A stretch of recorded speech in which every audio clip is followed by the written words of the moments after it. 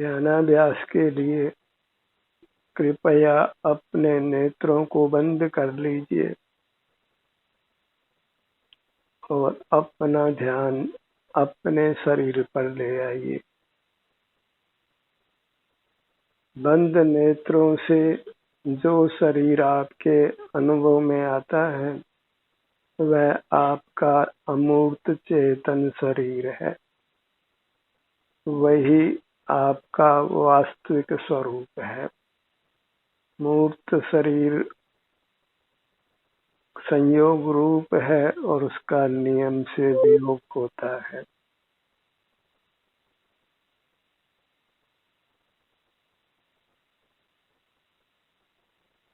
जीव अनादि से है और अनंत काल तक उसको रहना है।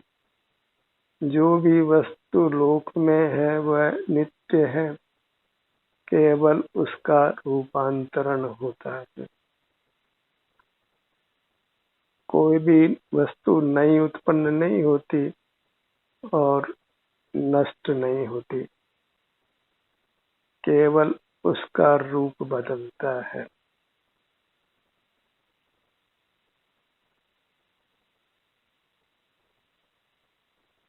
हमको अनंत काल तक रहना है और प्रत्येक जीव सुख चाहता है, दुख से भयभीत रहता है, दुख नहीं चाहता है।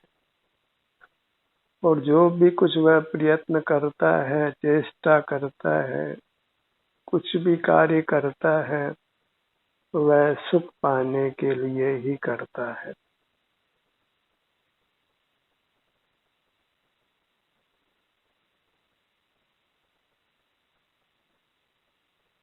कोई भी कार्य वह दुख पाने के लिए नहीं करता है।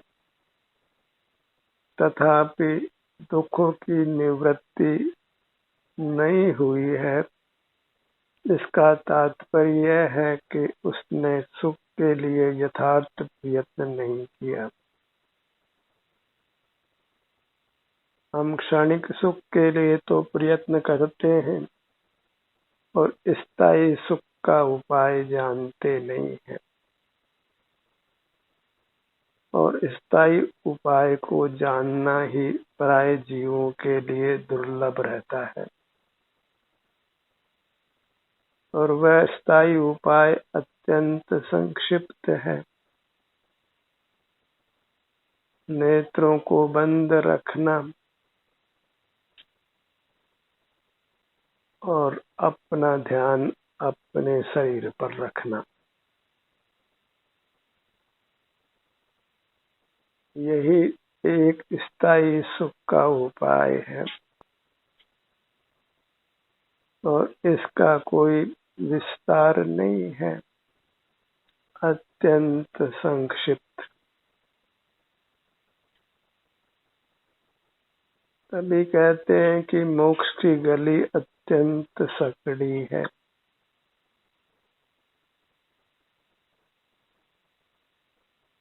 किसी नगर की चार दीवारी बहुत बड़ी हो, पर उसका एक ही छोटा सा दरवाजा हो, और जीव उस दरवाजे को ही छोड़ देता है या पाता नहीं है।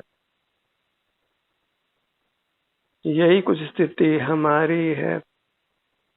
जो स्थायी उपाय है, नेत्रों को बंद रखकर अपने ध्यान को अपने शरीर पर लाना, इस उपाय को हम जानते नहीं हैं, करते नहीं हैं।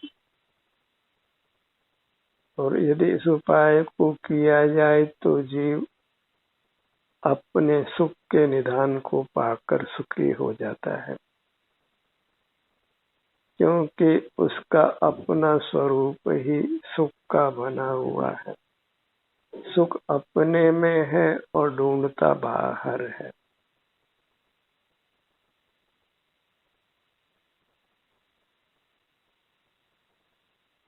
जैसे किसी पुलिस अधिकारी के घर पर हत्यारा आकर रहने लगे, मानो उसका कोई संबंधी हत्यारा हो, और वह उसके घर में आकर रहने लगा हो।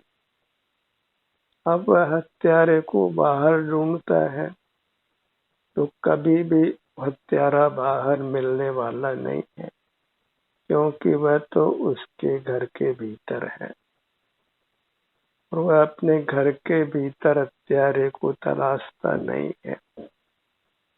ऐसे सुख को हम अपने भीतर तलाशते नहीं हैं, बाहर ही बाहर तलाशते हैं।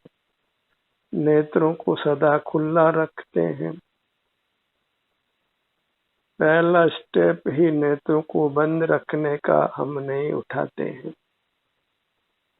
और नेत्र बंद करते हैं तो सोने के लिए करते हैं और किसी प्रयोजन बस करते हैं, पर अपना ध्यान अपने शरीर पर लाने के लिए हम नेत्रों को बंद नहीं करते हैं। तो नेत्रों को बंद रखने का प्रयास किया जाए और फिर अपने ध्यान को अपने शरीर पर रखा जाए, अपने शरीर पर अर्थात अपने आप पर। बंद नेत्रों से जो अपना शरीर अनुभव में आता है वह आप ही है, वही आपका यथार्थ स्वरूप है। मूर्त शरीर तो संयोग रूप है, तो नियम से छूटने वाला है।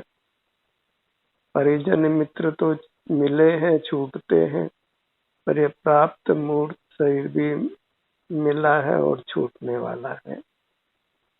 जो नहीं मिला है, नहीं छूटता है, अनादि से है, वह आप ही है। वह आपका अमूर्त शरीर ही है और वही एकमात्र सुख का देने वाला है। सुख के स्रोत दो नहीं है, मार्ग भी दो नहीं, एक ही मार्ग है, एक ही स्रोत है। आप ही सुख का स्रोत है और अपना मुख अपनी ओर करना ही उस सुख को पाना है। और अपना मुख अपनी ओर करने के लिए नेत्रों को बंद रखना है, क्योंकि खुले नेत्रों से तो फिर मूर्त पदार्थ दिखाई देते हैं और आप मूर्त नहीं है। जो मूर्त है वह अचेतन है और जो अचेतन है वह सुख स्वभावी नहीं होने से सुखदाता नहीं है। और सुख का तो वास्तव में आदान प्रदान संभव नहीं है।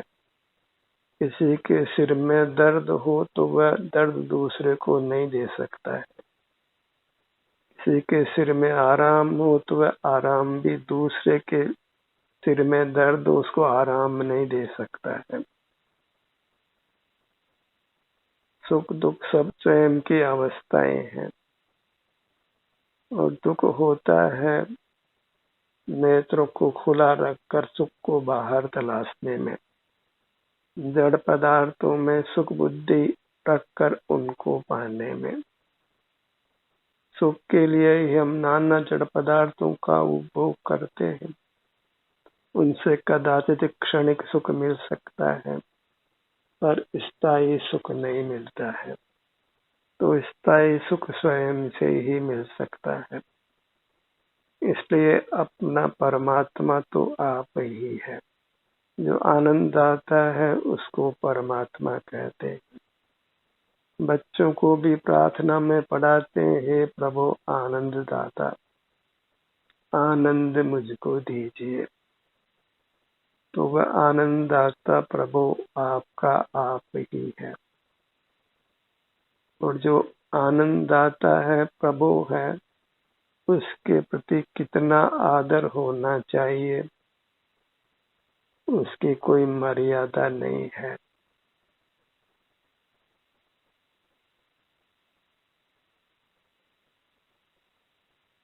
उसको मापना संभव नहीं है, उसको सिर्फ भोगा जा सकता है। और जब अपना मुख अपनी ओर करते हैं, अपने शरीर पर करते हैं, तो बस अपने ध्यान की मर्यादा अपने सिर से पैरों तक है।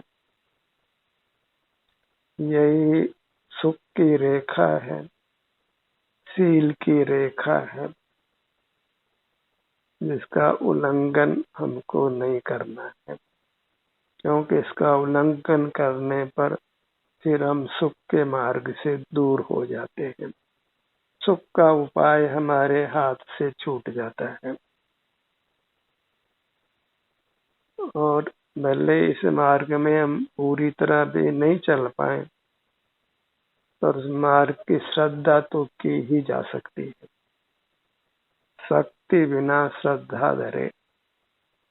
अभी पूरी तरह नेत्रों को बंद रखकर अपने शरीर के सन्मुख रहने की शक्ति नहीं हो तो उसकी श्रद्धा रखिए, और जितनी शक्ति है उसको छिपाना भी नहीं है।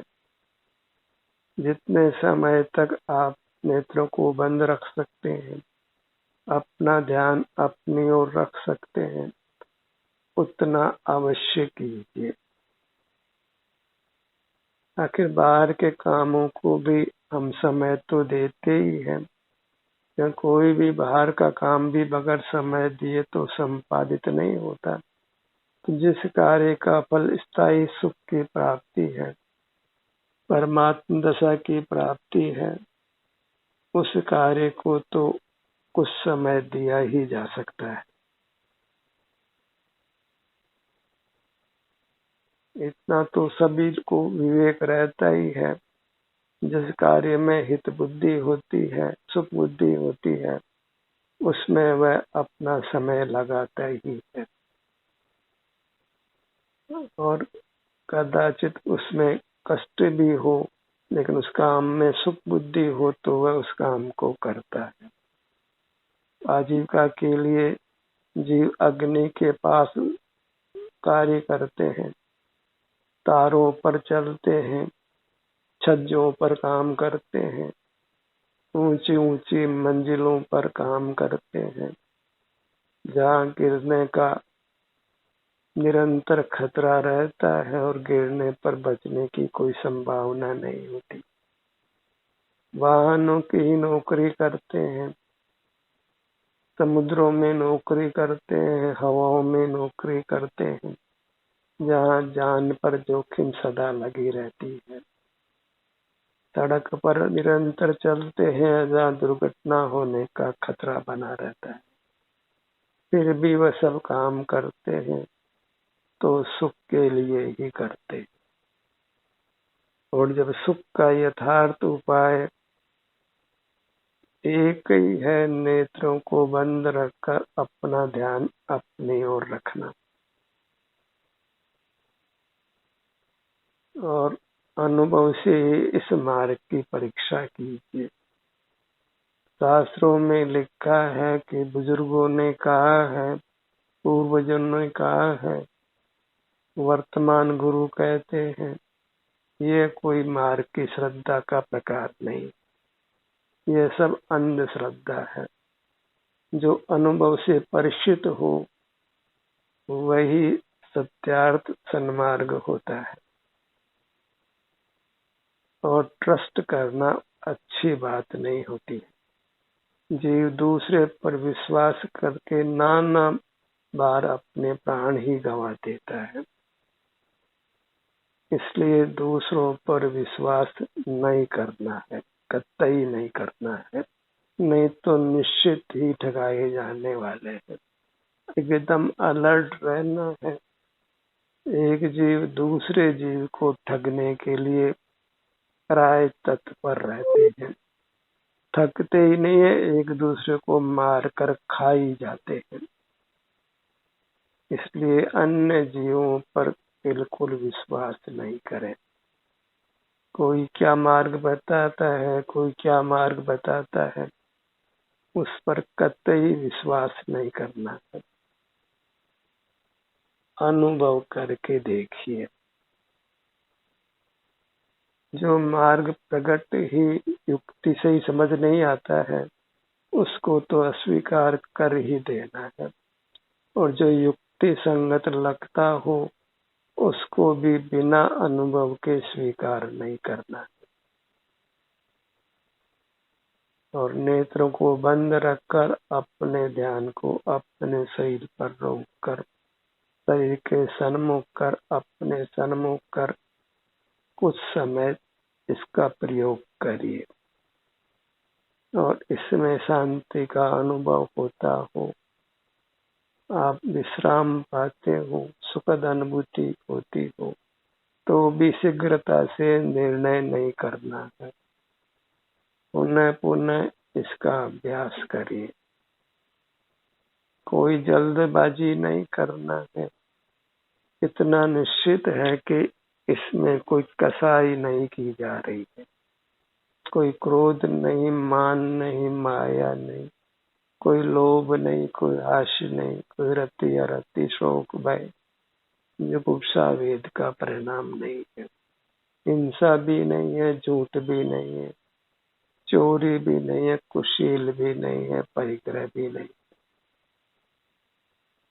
तो बाहर का तो कोई कसाय पाप का परिणाम इसमें होता हुआ दिखाई नहीं देता है। अब सुख का अनुभव होता है नहीं होता है, तो इसको कुछ समय तक परीक्षा कीजिए, क्योंकि किसी भी कार्य को करने में उसका फल आने में कुछ समय लगता है। तो इस मार्ग को कुछ समय आजमाइए। कोई जल्दी से फैसला करने की आवश्यकता नहीं है।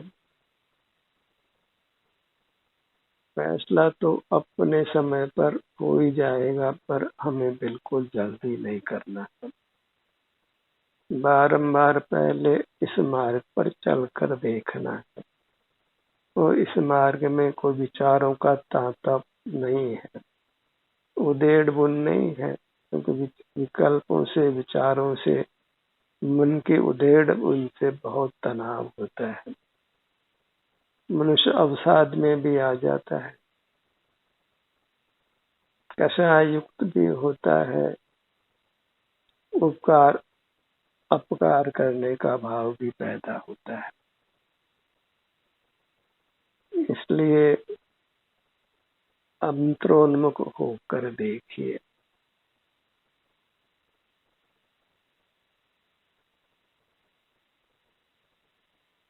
आपकी मूर्त बड़ी है, परमाणु जैसी सूक्ष्म नहीं है कि साहब हमको पकड़ में नहीं आती है। अपनी चिन्ह मूर्त है, चेतन है, बाह्य पदार्थों की तरह जड़ नहीं है, बस इंद्रिय गोचर नहीं है। जो इंद्रिय गोचर है वो अचेतन है, और हम भी इंद्रिय गोचर होते और मूर्त पदार्थ अचेतन भी इंद्रिय गोचर होते, तो फिर भेद विज्ञान करना ही संभव नहीं होता। फिर अपने को पाना ही दुर्लभ हो जाता। हमारा अचेतन पदार्थों से स्पष्ट ही भेद है। उनको सुख दुख नहीं होता और हमको सुख दुख होता है। वे मूर्त हैं और हम अमूर्त हैं। वे अचेतन है, हम चेतन हैं। और चेतन शब्द ही सुख का वाचक है। जो सुख को चेतता है, अनुभव करता है, वह चेतन है। और मूर्त पदार्थ सुख का अनुभव नहीं करते हैं, सुख को चेतते नहीं है। कोई मूर्त पदार्थ कभी ऐसा नहीं कहता है कि मैं सुखी हूँ, मुझे सुख का अनुभव हुआ, मुझे आनंद हुआ। मूर्त पदार्थों को विषय कर जीव भले विषय आनंद रूप परिणमता हो और कहे कि मुझे आनंद मिला। गर्मी में खड़े व्यक्ति को एसी में आने से आराम मिलता है, पर वह कोई आराम स्थायी आराम नहीं है, क्योंकि वह पराधीन है। और स्वाधीन सुख तो अपने सन्मुख होने से ही मिलता है। अपने ध्यान को फिर अपने किसी भी भाग पर रखिए, किसी भी भाग पर लाइए। अपने ध्यान को अपने सिर के भाग पर लाइए। अपने ऊपर की सीमा को पहचानिए, क्योंकि अपने से किंचित भी परे सुख नहीं है। तो हमारे ध्यान की मर्यादा ऊपर के भाग में सिर तक है। अब नीचे की ओर जाते हुए पगतली तक आइए और अपने ध्यान की मर्यादा नीचे के भाग में पगतली तक है। इतने भाग के सन्मुख ठहरना है, रहना है।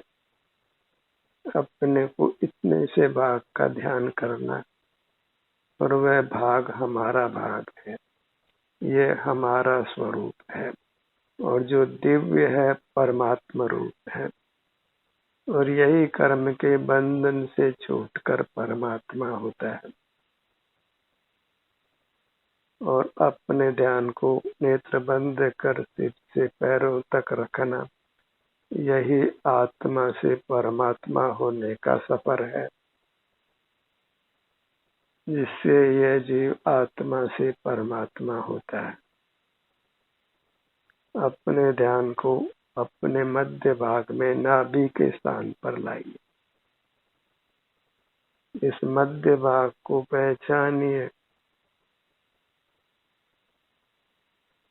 जब जीव को त्रिलोकाधिपति कहते हैं, तो वास्तव में तो ये जीव कर्म का बंधन नहीं होता तो त्रिलोक बराबर ही होता, पर वही त्रिलोक से मटकर प्राप्त शरीर के बराबर हुआ है।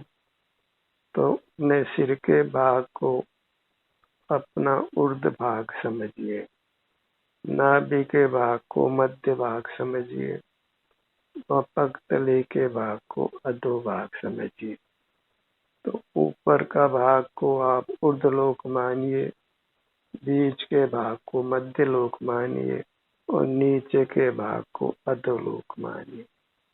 ऐसे आप त्रिलोकाधिपति हैं, त्रिलोकी नारायण हैं, और यह सत्यार्थ है। आपका आप ही परमात्मा है। आत्म ही है देव निरंजन, आत्म ही सदगुरु भाई। आत्म शास्त्र तीर्थ आत्म ही, धर्म आत्म ही सुखदाई। यह अपनी चिन्ह मूर्त है, यही अकृत्रिम चैत्य है। चैत्य माने प्रतिमा, भगवान की अमूर्त प्रतिमा यही है। क्योंकि भगवान अमूर्त है, जो मूर्त है वह तो जड़ है, अचेतन है। तो परमात्मा चेतन है, और सिर से पांव तक आप चेतन है। तो आप ही अंतरंग में यथार्थ परमात्मा है। हर जीव अंतरंग में सच्चा परमात्मा है, और बहिर्मुख अनादि से रहा है, इसलिए मूर्त से बंधा है, और इंद्रिय ज्ञान के कारण उसका सुख रुका हुआ है। इंद्रिय ज्ञान को रोके तो फिर सुख प्रकट होने लगता है। तो सुख का आवरण करने वाला कर्म उसका स्वयं का इंद्रिय ज्ञान है, क्योंकि उससे वह अपने मुख नहीं रहता है, अपना ध्यान अपनी ओर नहीं रखकर बाहर रखता है। इंद्रिय ज्ञान बहिर्मुखी है, तो उसमें नेत्र खुले हैं, अन्य इंद्रियां खुली है, और अपना ध्यान अपने शरीर की अमूर्त शरीर की ओर नहीं है, अपनी ओर नहीं है। तो वह फिर सुख के उपाय से दूर वर्तता है। उसके लिए मानो सुख दूर से भी दूर है। तभी तो जीवों के द्वारा जीव खाए जाते हैं, क्योंकि जीव इंद्रिय ज्ञान में रहते हैं। तो इंद्रिय ज्ञान में रहने वाला जीव कभी भी मारा जा सकता है, दुर्घटनाग्रस्त हो सकता है, किसी बड़ी आपदा में आ सकता है। तो जो सुख का उपाय है, उसका ठीक विपरीत कार्य नेत्रों को खुला रखकर अपने ध्यान को पर पदार्थों पर रखना है। और हमारे लिए तो ये अत्यंत सहज ही है, मोक्ष मार्ग से विपरीत चलना, संसार मार्ग में चलना, इंद्रियों को खुला रखकर अपने ध्यान को मूर्त पदार्थों पर गाढ़े रखना और फिर उन्हीं के बारे में सोचते रहना, उन्हीं को याद करना। तो हमारी दुर्गति तो होती आई है और ऐसा ही हाल रहा तो दुर्गति होती ही रहेगी। तो क्यों न हम इस दूसरे मार्ग को, जो अत्यंत संक्षिप्त है, उसका अभ्यास करें। नेत्रों को बंद रखकर अपना ध्यान अपने पर रखने का अभ्यास करें। स्वयं ही आनंद की खान है। कोई पीठ पर अपने बच्चे को रखकर माता बाहर बच्चे को ढूंढे तो बच्चा मिलने वाला नहीं।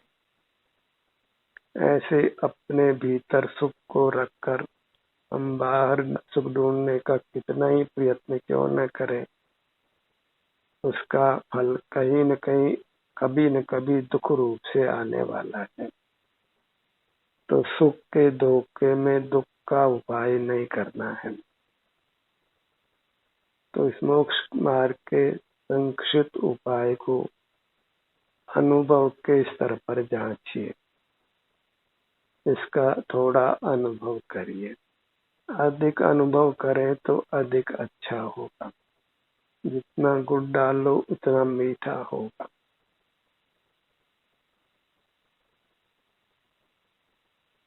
पूरी चिन्ह मूर्त को लक्ष्य में लीजिए और एक बार हृदय से अपने को नमन करिए। लोक भले नमस्ते कहता हो, दूसरे को नमस्कार करता हो, पर ये मोक्ष मार्ग लोक से अत्यंत विपरीत है। यहाँ तो मेरा मुझको नमन है। हृदय से अपने को जो नमन करता है वह फिर अपनी ओर झुककर परमात्मा पद को पा लेता है।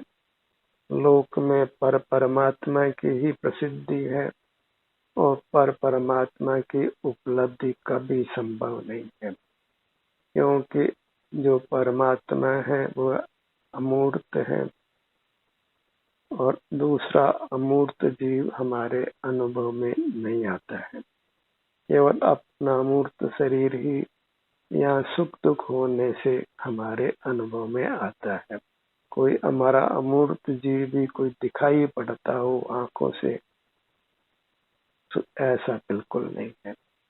बस सुख दुख के परिणाम होने से हमको हमारी उपलब्धि हो जाती है। ध्यानाभ्यास का ही सत्र यही समाप्त होता है। आपकी सहभागिता के लिए आभार।